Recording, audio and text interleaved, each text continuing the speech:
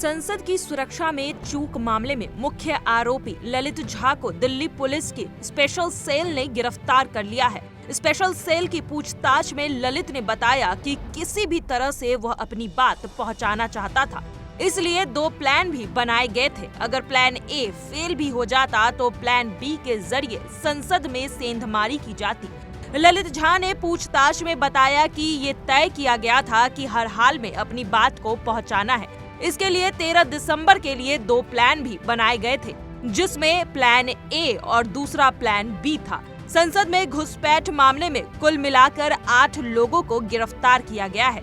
इसमें मनोरंजन डी, सागर शर्मा, अनमोल शिंदे, नीलम आजाद और ललित झा शामिल हैं। गुरुग्राम से विक्की नाम के एक व्यक्ति को भी गिरफ्तार किया गया है। इसके अलावा महेश और कैलाश भी अरेस्ट हुए हैं। प्लान ए के तहत संसद के भीतर मनोरंजन डी और सागर शर्मा को जाना था, क्योंकि उनके पास विजिटर पास बने हुए थे।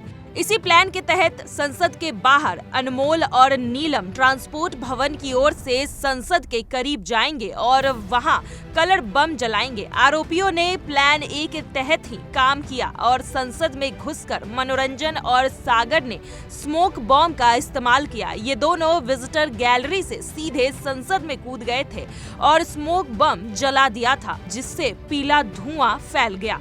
प्लान बी के तहत तय किया गया था कि अगर किसी वजह से नीलम और अनमोल संसद के करीब नहीं पहुंच पाते हैं तो उनकी जगह महेश और कैलाश दूसरी तरफ से संसद के करीब जाते। वे मीडिया के कैमरे के आगे कलर बम जलाते और नारेबाजी करते। लेकिन 12 दिसंबर की रात महेश और कैलाश जब गुरुग्राम में स्थित विक्की के घर नहीं पहुंचे तो अनमोल और नीलम को हर हाल में ये काम करने का जिम्मा सौंप दिया गया। संसद में घुसपैठ की घटना को अंजाम देने के बाद ललित ने छिपने का भी प्लान बना लिया था। इस प्लान में महेश को जिम्मेदारी दी गई थी कि जब वह पुलिस से बचकर दिल्ली से निकले तो राजस्थान में उनके छिपने के लिए मदद की जाए। संसद भवन में सुरक्षा चूक में आरोपी सागर शर्मा का नाम जब से सुर्खियों में आया है, तब से सागर के परिजनों पर दुखों का पहाड़ टूट गया है। लखनऊ में आलमबाग में रहने वाले सागर के माँ बाप और छोटी बहन का रो रो के बुरा हाल है। सागर की माँ रानी शर्मा का रो रो कर बुरा हाल हो चुका है। उनका कहना है कि उनका बेटा बेकसूर है और उसको फंसाया गया है। हमारे बच्चे को छोड़ दे, हमारा बेटा निर्दोष है। बस गलत कोई बात नहीं करता था, बस जो मुझको टोके। जाते वक्त हमने कुछ नहीं दिया उसको, वो गाड़ी चलाता था, उसके पास पैसे थे।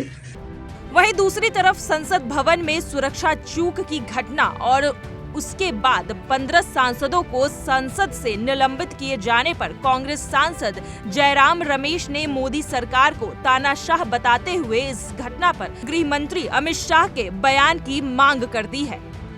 जो सुरक्षा प्रावधान है पार्लियामेंट में, उसका जो बड़ा गंभीर उल्लंघन हुआ, उस पर हम सवाल पूछ रहे हैं।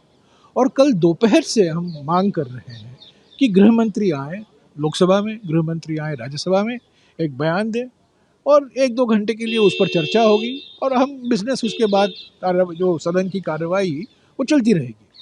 पर कल भी सरकार नहीं मानी, आज तो बिल्कुल ही नहीं मानी। तो मुझे समझ में नहीं आता, इतना बहुत गंभीर घटना घटी है कल और उस पर सरकार की ओर से एक कोई औपचारिक तौर से वक्तव्य नहीं आया। अब देखना ये होगा कि इस पूरी घटना के बाद मोदी सरकार इस मामले को लेकर क्या बयान देती है। क्या विपक्ष जो मांग कर रही है कि गृह मंत्री इस पूरे मामले पर अपनी प्रतिक्रिया दे, क्या विपक्ष की इस मांग को मोदी सरकार पूरी करेगी? आज के लिए बस इतना ही। आगे की खबरों के लिए देखते रहिए इंडिया डेली लाइव।